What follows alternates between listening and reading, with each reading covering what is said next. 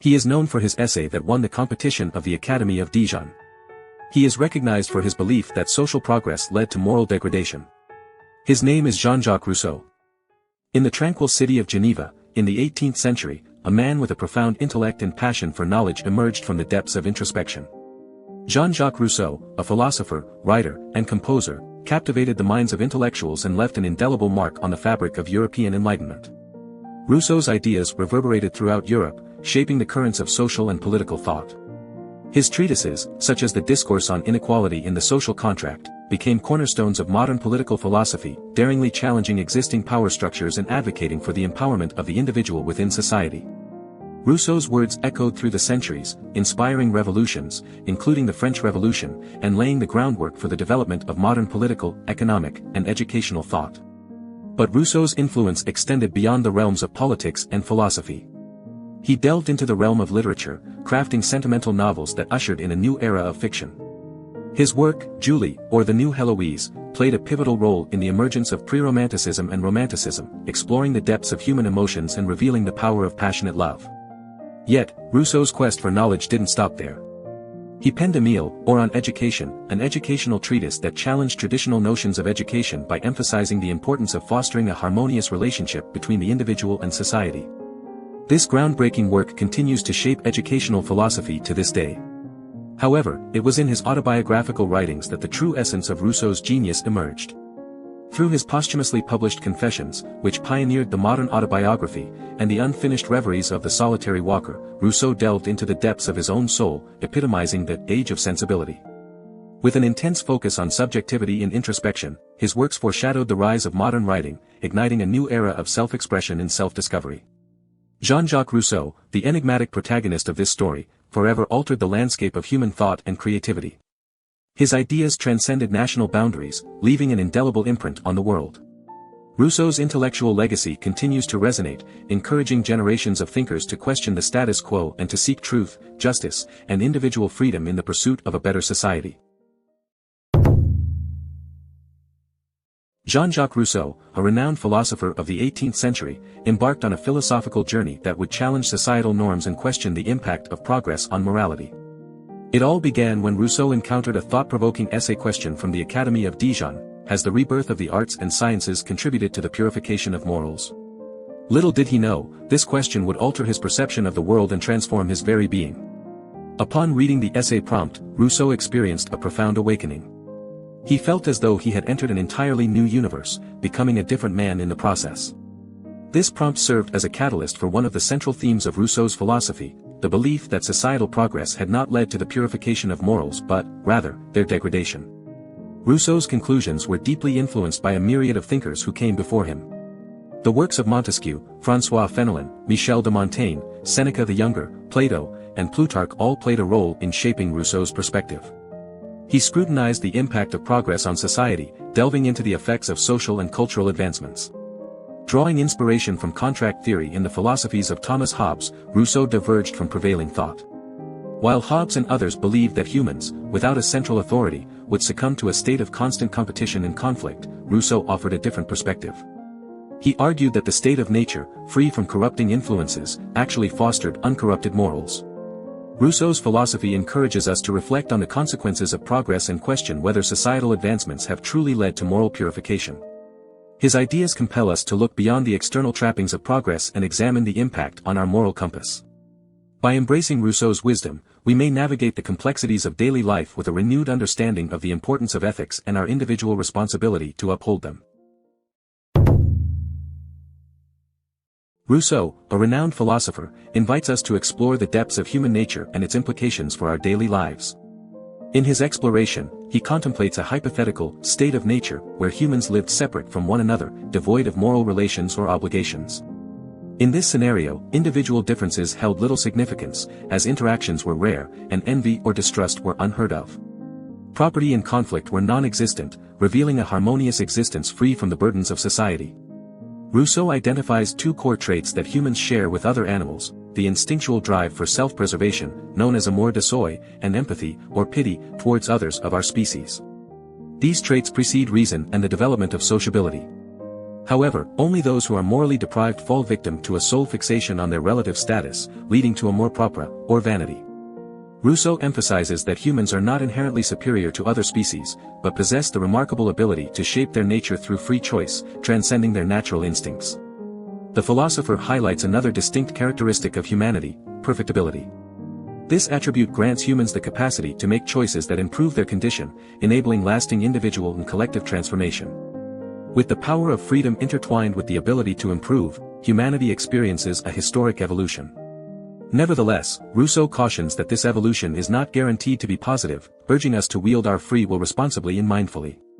Through Rousseau's profound insights, we gain a deeper understanding of human nature and its potential to shape our daily lives. By embracing our innate empathy and fostering a sense of self-preservation, we can strive for a harmonious coexistence. Recognizing our capacity for growth and improvement, we are empowered to make choices that lead to personal and collective progress. Let us heed Rousseau's wisdom and ensure that our free will is guided by compassion and wisdom for the betterment of ourselves and society as a whole. Jean-Jacques Rousseau, the philosopher and thinker of the Enlightenment period, had a unique perspective on human development. He believed that the early stage of human civilization, which he referred to as the savages, represented the optimal state of humanity. Rousseau famously said, "A thing is so gentle as man in his primitive state when placed by nature at an equal distance from the stupidity of brutes and the fatal enlightenment of civil man." This idea led some to attribute to Rousseau the concept of the noble savage, although his thoughts were more nuanced. According to Rousseau, as humans became less dependent on nature, they started depending on each other, leading to the formation of societies. However, he argued that this societal development came at a cost: the loss of freedom through the misapplication of perfectibility. As groups settled down and established a sense of ownership, inequality emerged. Rousseau argued that this inequality was not a natural outcome but rather a result of human choices and social structures. Rousseau's philosophy of human development was deeply intertwined with the idea of mediation, or how individuals interact with themselves and others through alternate perspectives. He believed that humans possessed innate qualities of self-awareness, morality, pity, and imagination, which played crucial roles in their development. These qualities were ambiguous and ever-evolving, reflecting Rousseau's belief in the inherent complexity of human nature. In the early stages of human association, when differences in wealth and status were minimal, there was a fleeting golden age of flourishing. But as agriculture, metallurgy, and private property emerged, economic inequality and conflict followed suit. As people grew closer together due to population pressures, they developed a psychological transformation. They started seeing themselves through the eyes of others and sought validation and esteem from their peers. This comparison and valuation of human qualities led to the creation of social hierarchies and the corruption of humankind. Rousseau observed, "The savage lives within himself, sociable man, always outside himself, can only live in the opinion of others." Social institutions, originating from the attachment of significance to human differences, eventually reinforced inequalities. The rich perpetuated their power through a hoax of the political system, creating an environment of competition and conflict. Rousseau's philosophy of human development offers insights into the complexities of societal progression and its consequences for individual freedom. It confronts us with the perils of inequality and the ways in which our interactions with others shape our sense of self.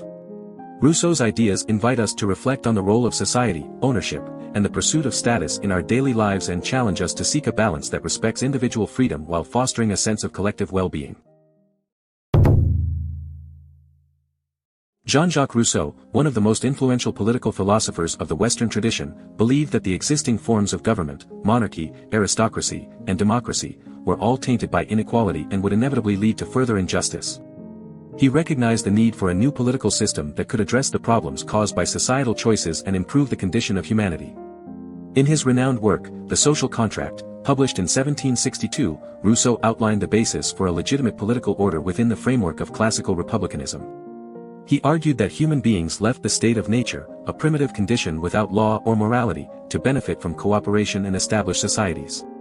However, as society developed, the division of labor and private property led to increased competition and dependency, threatening both survival and freedom. Rousseau proposed that through the social contract, individuals could join together in civil society and preserve themselves while remaining free. By submitting to the authority of the general will of the people, individuals would be protected from being subordinated to others' wills and would obey themselves as collective authors of the law. Rousseau emphasized the importance of direct democracy, where the people directly decide on matters of sovereignty, rather than through representative assemblies.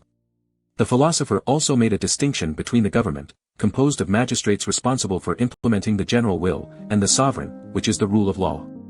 He believed that an ideal state should resemble the city-state model, as exemplified by Geneva, rather than a large nation like France. Rousseau's work sparked controversies, especially regarding his assertion that citizens who obey the general will are rendered free. Rousseau's philosophy serves as a powerful guide for our daily lives. It reminds us of the importance of preserving individual liberty while pursuing a collective will that benefits all members of society. His emphasis on direct democracy encourages active citizen participation in decision-making processes, fostering a sense of empowerment and accountability. By understanding the societal choices that shape our political systems, we can strive for improvements that promote equality, justice, and individual freedom. Jean-Jacques Rousseau, a renowned philosopher of the 18th century, delved into economic theory in various works such as the Discourse on Inequality, Discourse on Political Economy, The Social Contract, and even his constitutional projects for Corsica and Poland. While some later economists like Joseph Schumpeter criticized Rousseau's economic ideas as sporadic and unrigorous, historians of economic thought commended his nuanced perspective on finance and his mature thoughts on development. Rousseau's economic theory primarily centers around his critique of modern wealth and luxury. He believed that society had become too focused on material possessions, leading to social inequalities and moral corruption. Rousseau's ideas were often associated with agrarianism and autarkism, advocating for a return to a simpler way of life that prioritizes self-sufficiency and a harmonious relationship with nature. However, in the rolling hills of the countryside, a young boy named Émile was about to embark on a unique journey of education and self-mastery. His guardian and tutor, Jean-Jacques Rousseau, believed that the key to education lay not in imparting facts and figures, but in shaping Émile's character and moral sense. Rousseau understood that Émile would one day have to navigate the imperfect society he would grow up in, and he wanted to prepare him for that challenge. Rousseau advocated for raising Émile in the countryside, away from the distractions and vices of the city. He believed that nature provided a more natural and wholesome environment for the young boy's development. Under Rousseau's careful guidance, Émile would experience a series of learning experiences tailored by his tutor, using what we now call the disciplinary method of natural consequences. The philosophy was simple yet powerful. Rousseau believed that children learned right from wrong by experiencing the consequences of their actions, rather than through physical punishment. The tutor ensured that Émile's learning experiences were designed to prevent any harm from befalling him. Through these experiences, Émile would slowly but surely develop self-mastery and remain virtuous, even in the face of societal imperfections. As Émile grew older, Rousseau recognized the importance of adapting education to each stage of development. He believed that childhood should be divided into different phases, mirroring the evolution of culture. Rousseau recommended that when Émile reached 16, he should learn a manual skill like carpentry, which would foster creativity and provide a backup means of earning a living. Rousseau also saw the value in companionship, particularly between young adults. He envisioned Émile having a female companion, Sophie, whom he would eventually marry. However, Rousseau's philosophy on education and child-rearing did reflect the patriarchal ideals of his time. While Émile was educated to be self-governing, Sophie, as the ideal woman, was educated to be governed by her husband. Rousseau believed that this distinction between private and public roles was necessary for society to function harmoniously. Critics, particularly feminists like Mary Wollstonecraft, have challenged Rousseau's views on confining women to the domestic sphere. Yet, Rousseau's ideas have undeniably influenced progressive, child-centered education. Over the years, educators such as Pestalozzi, Madame de Genlis, and Maria Montessori have drawn upon Rousseau's insights to shape modern educational practices. Rousseau's emphasis on character development, learning through consequences, and adapting education to individual stages continues to resonate today as we seek to empower children and nurture their moral sense in an increasingly complex world. Do you want to explore more philosophers? Who do you want to see featured next? Subscribe and leave a comment below to let me know. I'll see you in the next video.